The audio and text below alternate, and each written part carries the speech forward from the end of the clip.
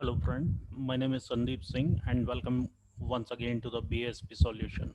So in this video, I am going to demonstrate to you that how you can prepare a cash flow statement within your PBCS application.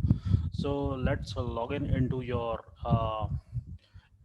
cloud instance. So the important requirement is that you are required to prepare a cash flow hierarchy within the account dimension.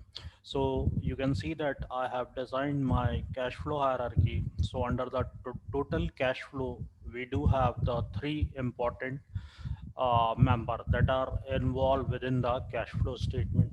So we do have the net cash from operation, where under this category all the accounts that are related to the operations and that are related to the operations are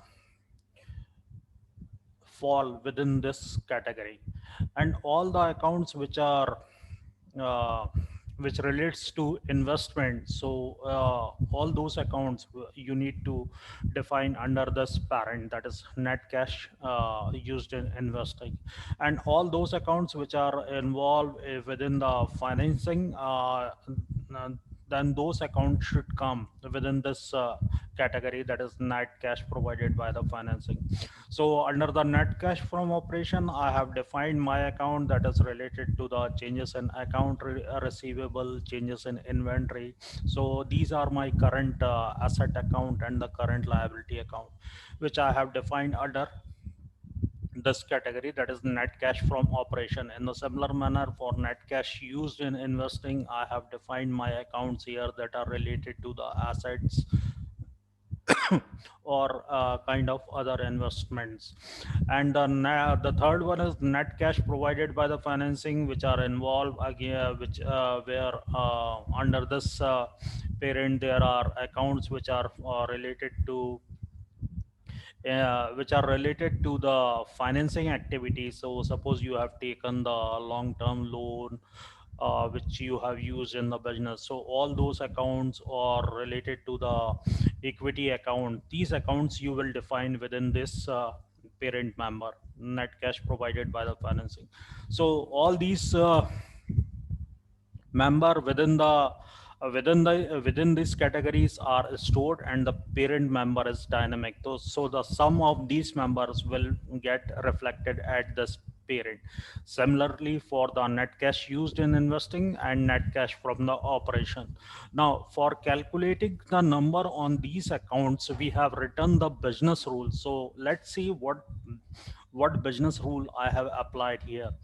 So so you can see that I have written the rule for calculating the number on these account, what account we have defined within our hierarchy, that is change in account receivable, change in inventory, capital. So we have applied here the fixed statement. So the rule will calculate only for these dimension member. So my plan here is FY21. So I will calculate the cash flow statement for my plan year, that is FY21. So this is the variable. So this variable we have defined, and the rest all other dimension member we have defined, that is plan, base data, input currency. So once you apply the fixed statement, then we have written the what the logic written for calculating this number is that if our member is Jan, then for this account, that is change in account receivable, what the calculation involved is that the account receivable from the month of December FY20, you will subtract the number of current month. Current month. So from the closing balance of this account receivable, the number gets reduced of the prior month number, and you will this number will store as a movement value, as a periodic value on this account. So all the assets accounts which are involved within your cash flow statement, you have to write the formula in the same manner. For the liability account, this calculation gets reversed. So we have applied the, you can see that in the changes in account payable, from the current month, we are subtracting the prior month number. So for asset account, the for the liability account, this formula gets reversed. So in the similar manner, you have to write the rule for all the assets and the liability account. So this calculation is for only for the month of January, and then we have applied the else logic. So where it will not find the member January, it will apply this logic that where we have used another function that is add the rate prior. So the formula is same, only the difference is that we have applied the add the rate prior function.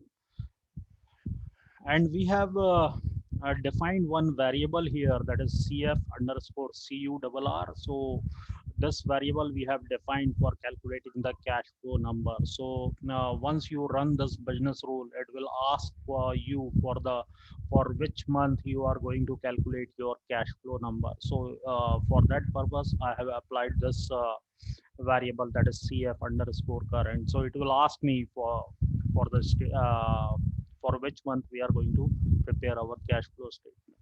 So once your business rule have been defined, then you are required to run this business rule. And now let's check the number, what number we are getting through the smart view.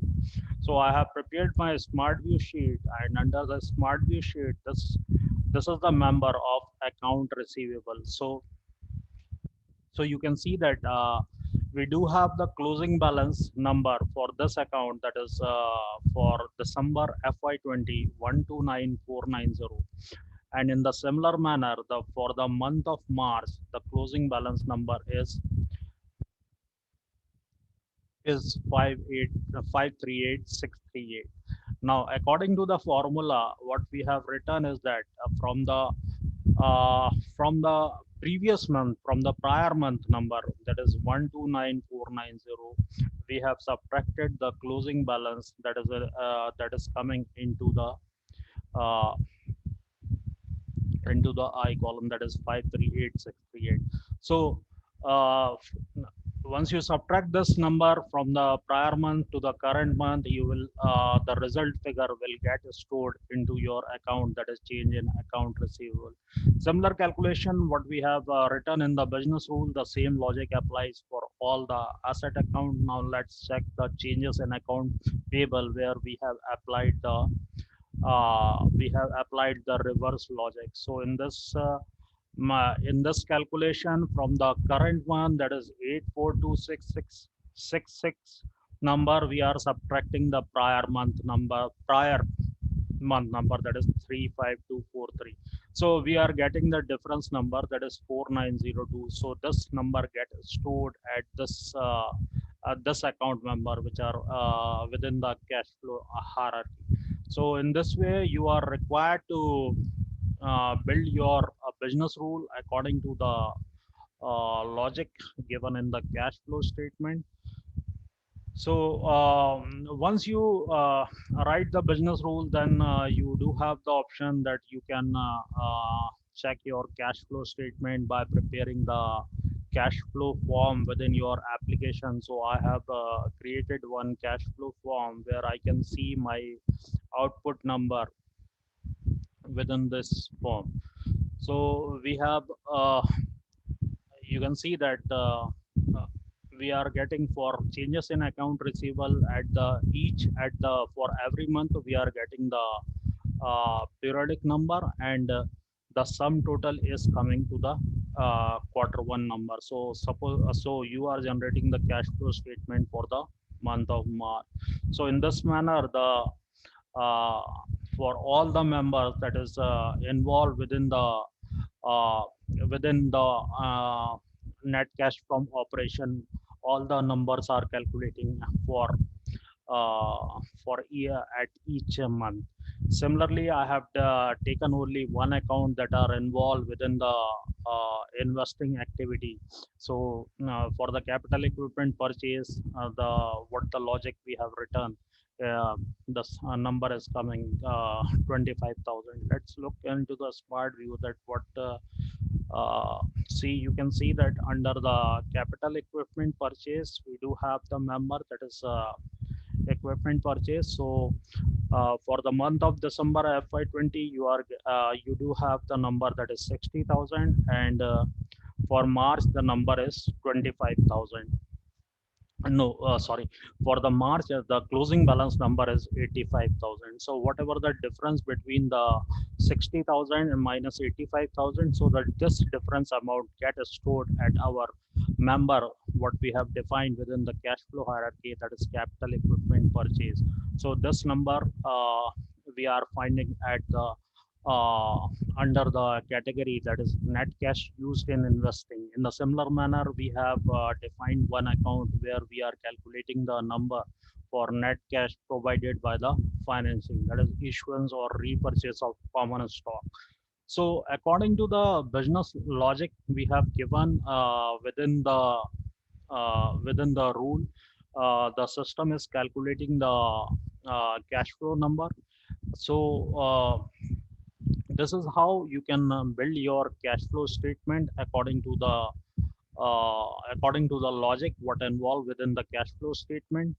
So that's it from my side. In case of any query, please feel free to visit to our website, that is bispsolutions.com. Thank you very much for watching this video.